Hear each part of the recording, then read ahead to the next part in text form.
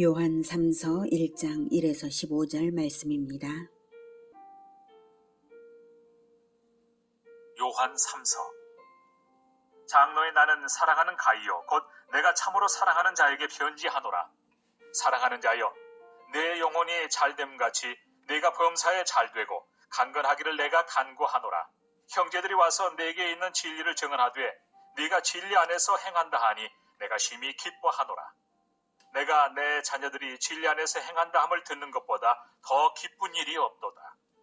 사랑하는 자여, 네가 무엇이든지 형제 곧 나그네 된 자들에게 행하는 것은 신실한 일이니 그들이 교회 앞에서 너의 사랑을 증언하였느니라. 네가 하나님께 합당하게 그들을 전송하면 좋으리로다. 이는 그들이 주의 이름을 위하여 나가서 이방인에게 아무것도 받지 아니함이라. 그러므로 우리가 이 같은 자들을 영접하는 것이 마땅하니 이는 우리로 진리를 위하여 함께 일하는 자가 되게 하려 함이라. 내가 두어 자를 교회에 썼으나 그들 중에 으뜸되기를 좋아하는 디오드레베가 우리를 맞아들이지 아니하니 그러므로 내가 가면 그 행한 일을 잊지 아니하리라.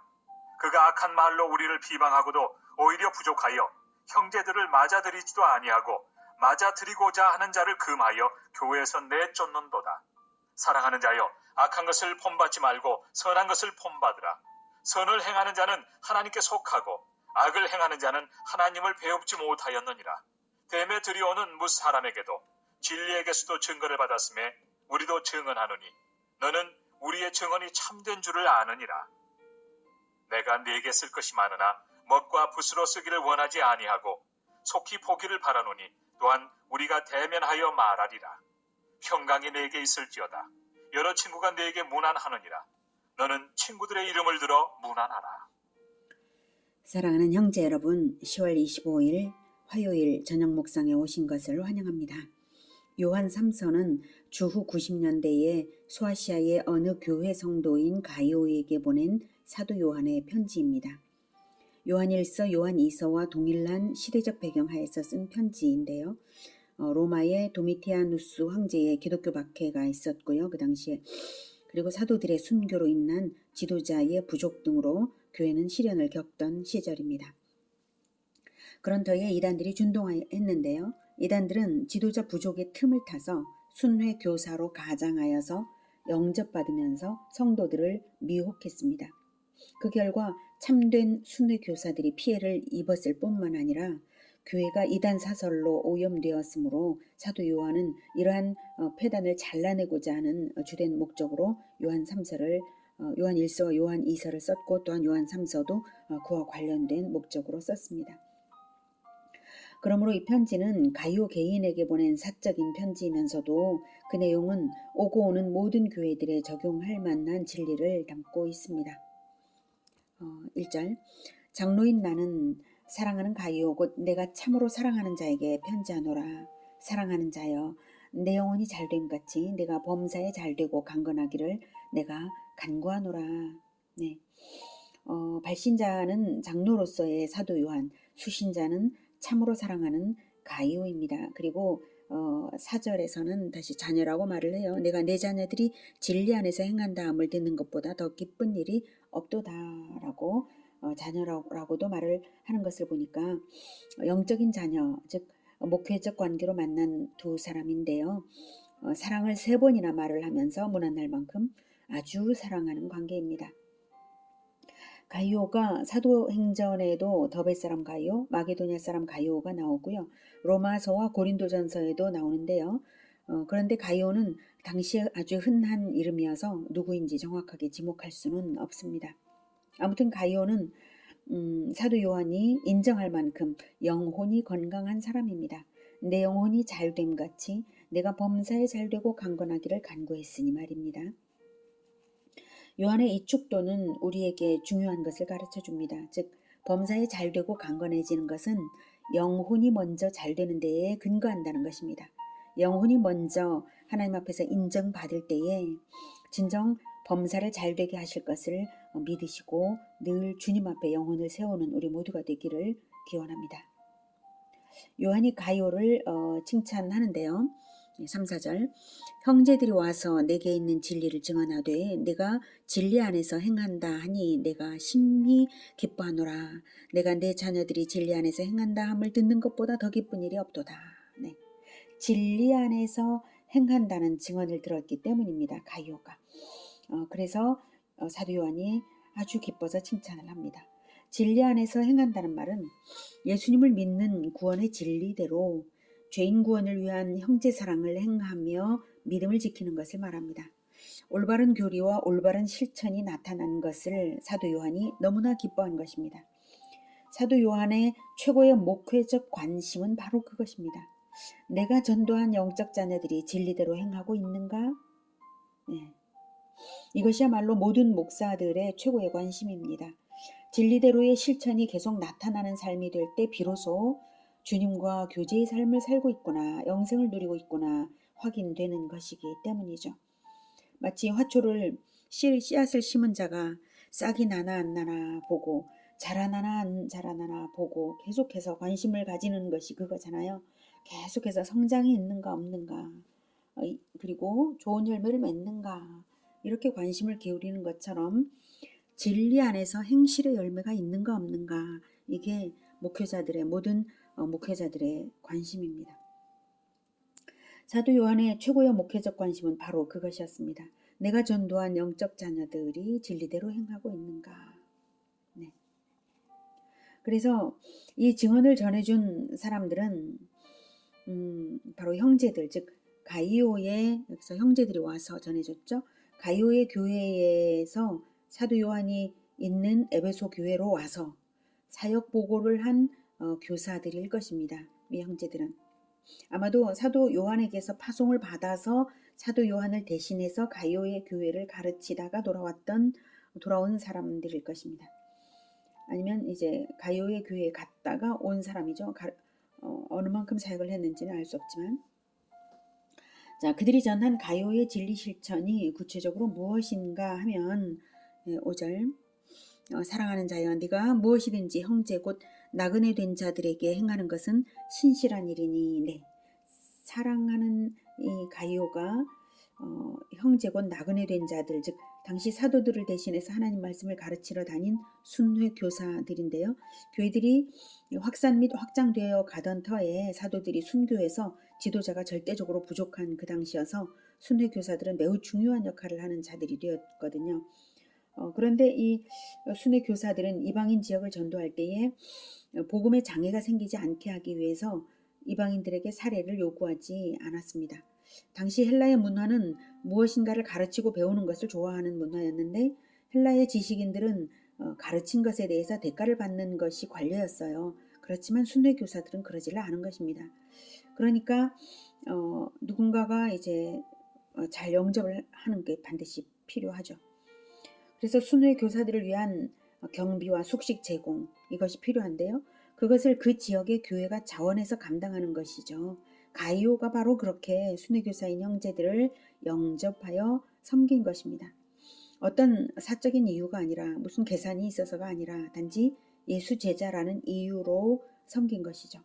이것을 예수님도 매우 바라시는 행실입니다. 이런 관행이 없으면 전도와 선교가 이루어질 수가 없으니까요. 그래서 6절 그들이 아까 그 보고를 한 형제들이죠. 형제들이 교회 앞에서 너의 사랑을 증언하였느니라. 네가 하나님께 합당하게 그들을 전송하면 좋으리로다.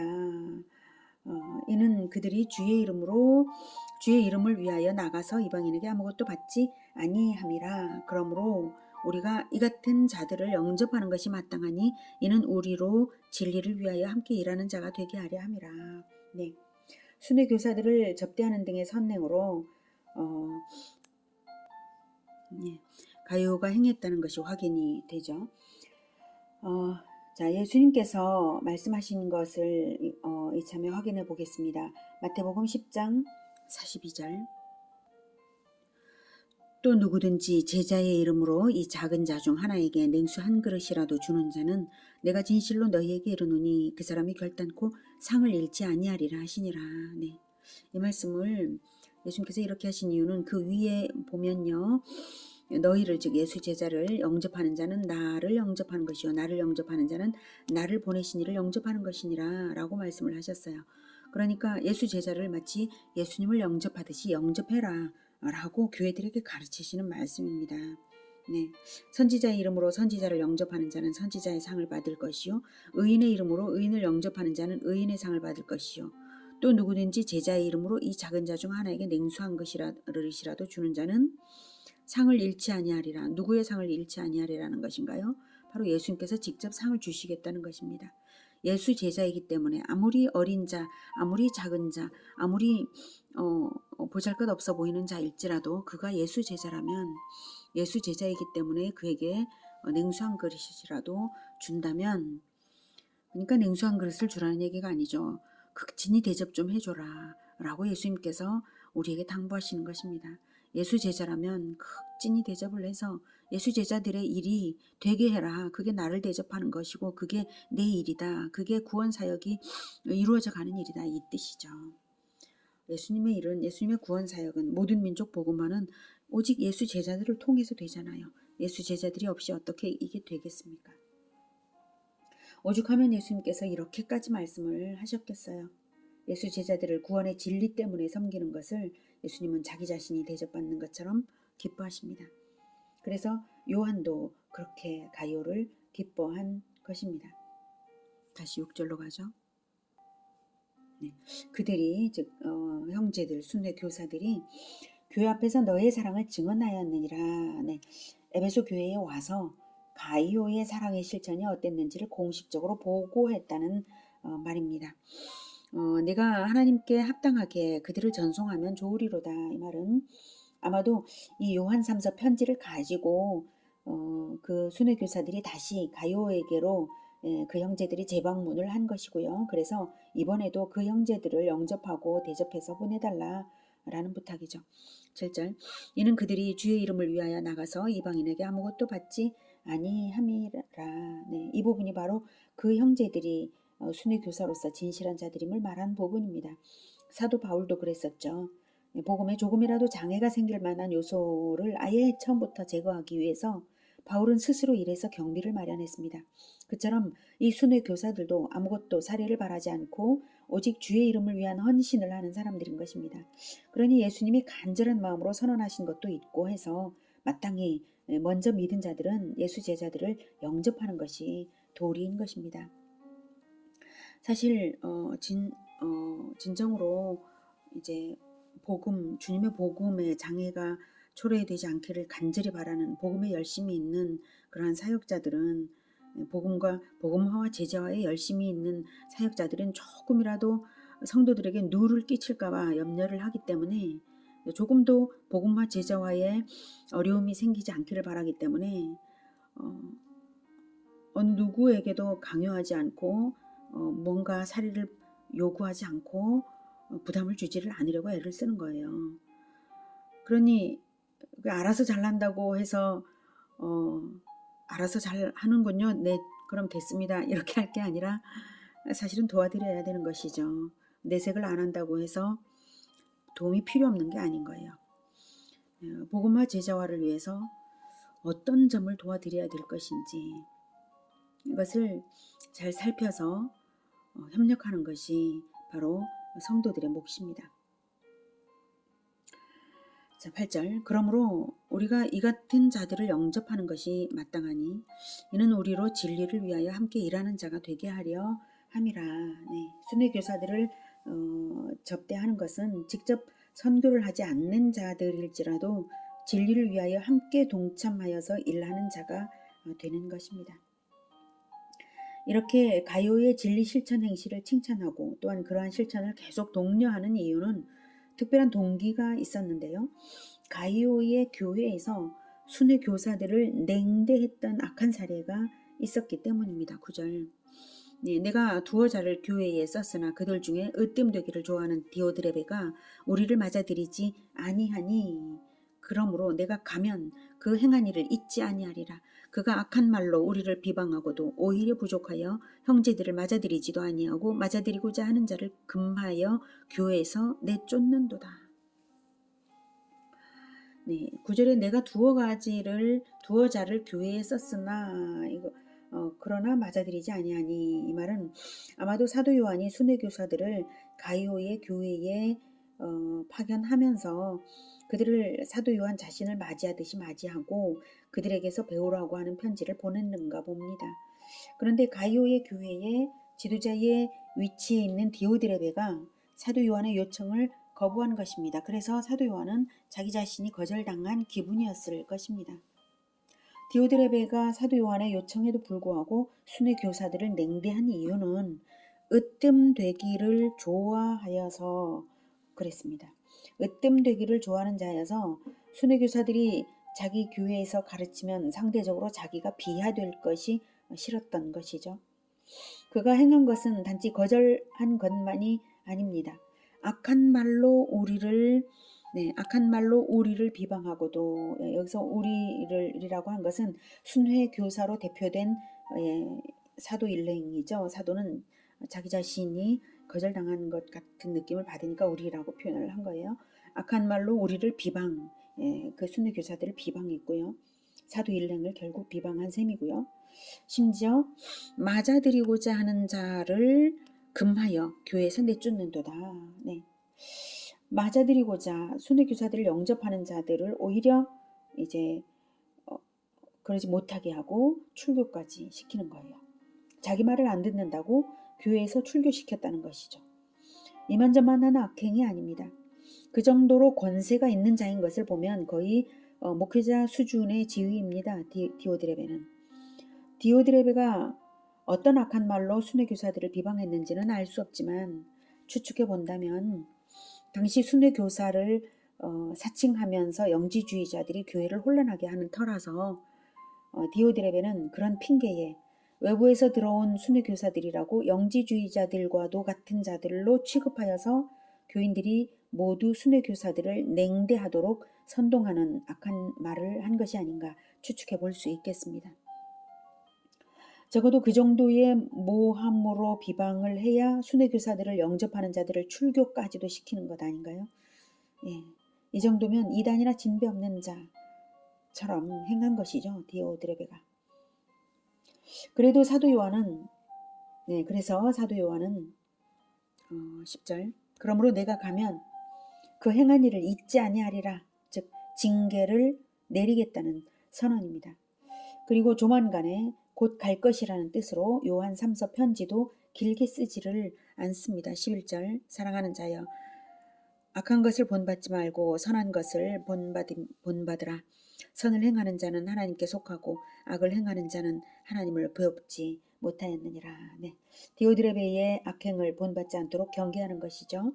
그만큼 디오드레베가 영향력을 교회에 행사하고 있었기 때문일 것입니다.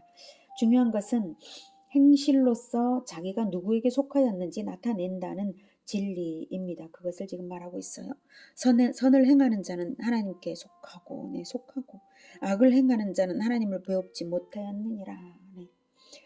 디오드레베가 설령 교리를 잘 알아서 교회에서 높은 위치를 차지하고 있는지는 모르겠지만 설령 그럴지라도 그의 행실이 악함으로 디오드레베는 하나님을 만난 사람이 아닌 것이 틀림없습니다. 이런 것은 구원이라고 말할 수 없는 것입니다. 구원의 본질은 교제거든요. 하나님과 만나고 감동하고 영접하고 본받아 따르고 의지하는 이것이 교제 아닌가요? 이런 것이 없으니까 그런 행실이 나오는 것이죠. 하나님을 만났다면 하나님을 닮아가게 되고 영접했다면 하나님의 일꾼들도 영접하게 되는 것이고 본받아 따른다면 자기도 죄인 구원을 위한 일을 협력하게 될 것이고 의지한다면 자기의 존귀함을 하나님께 의지하지 자기 방법으로 자기를 높이는 행위를 하지 않는 것입니다. 하나님과의 교제가 없으니까 이런 악한 행실이 나오는 것이고요. 악한 행실은 오히려 마귀와 교제하는 증거입니다.